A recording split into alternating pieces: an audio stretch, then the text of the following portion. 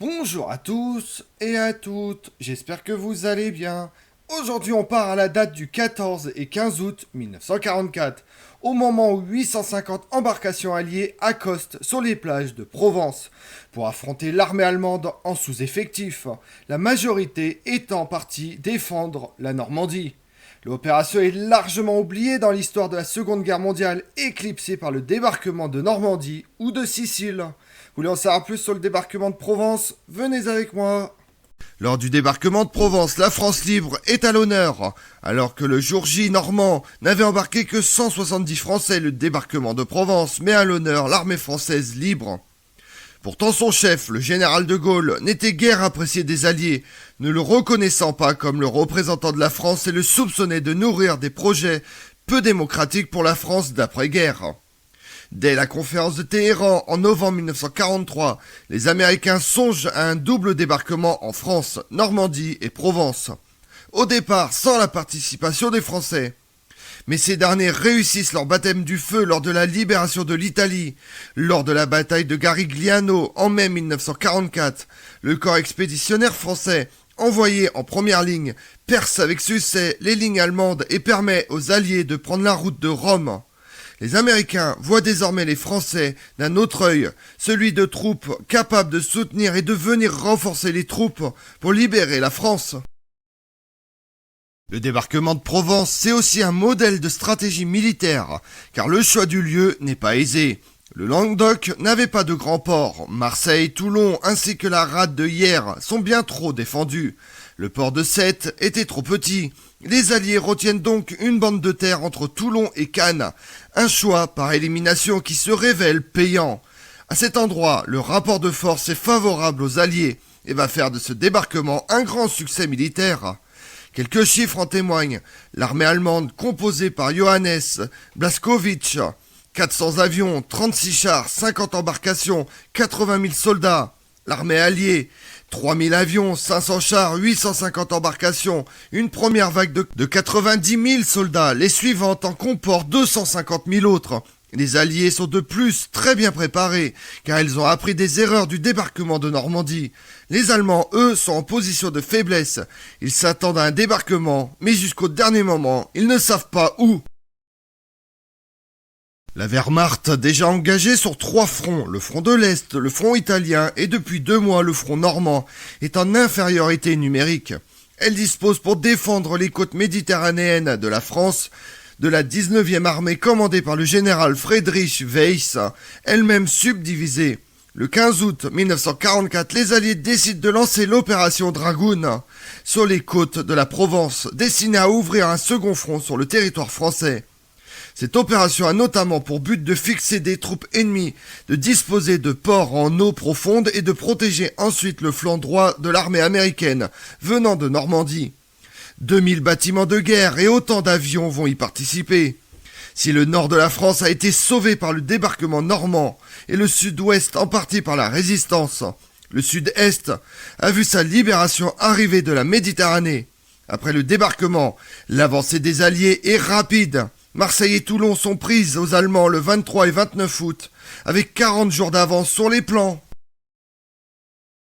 La 7e armée américaine du général Patch, qui comprend les forces françaises de l'armée B commandée par le général de Lattre de Tassigny, arrive en vue des côtes dans la nuit du 14 au 15 août. Ce même soir, les forces françaises de l'intérieur reçoivent de Londres 3 messages, dont le dernier, le chef est affamé, signifie le lancement des opérations.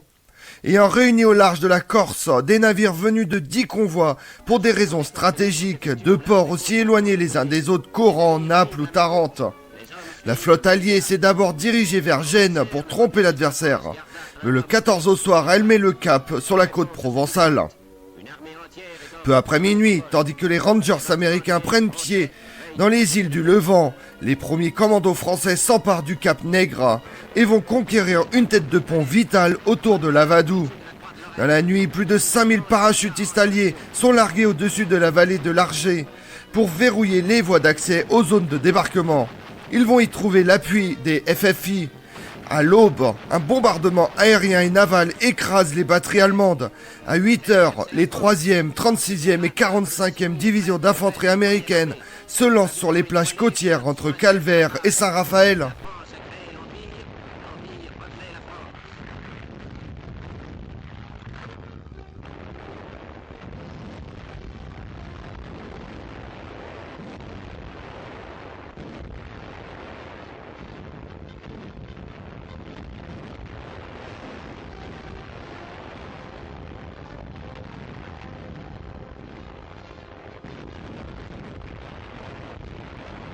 Transport est touché.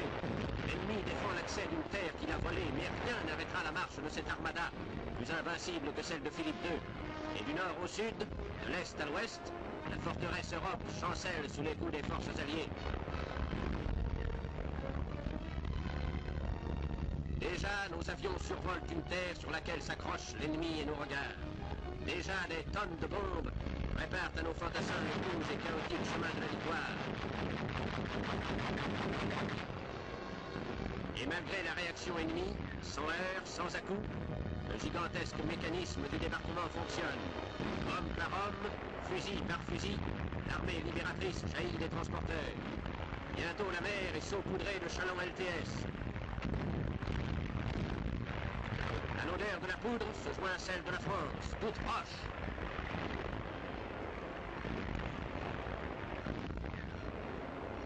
L'odeur des pins, Saint-Tropez. La terre, c'est d'abord la mer, où l'on patauge hâtivement.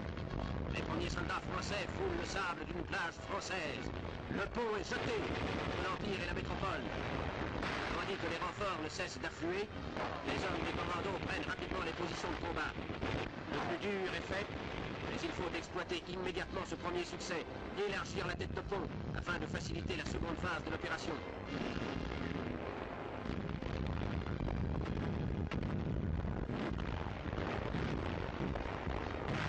Un coup de cisaille.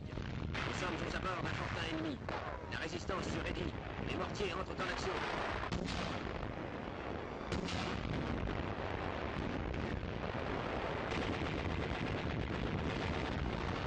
L'Allemand ne réagit plus. Dans un silence qui proclame leur réussite, nos troupes se dirigent vers lui. Et voici des prisonniers. Les premiers d'une foule qui, pour avoir cru au mot d'ordre de l'hitlérisme, va connaître l'espace vital limité des camps de concentration.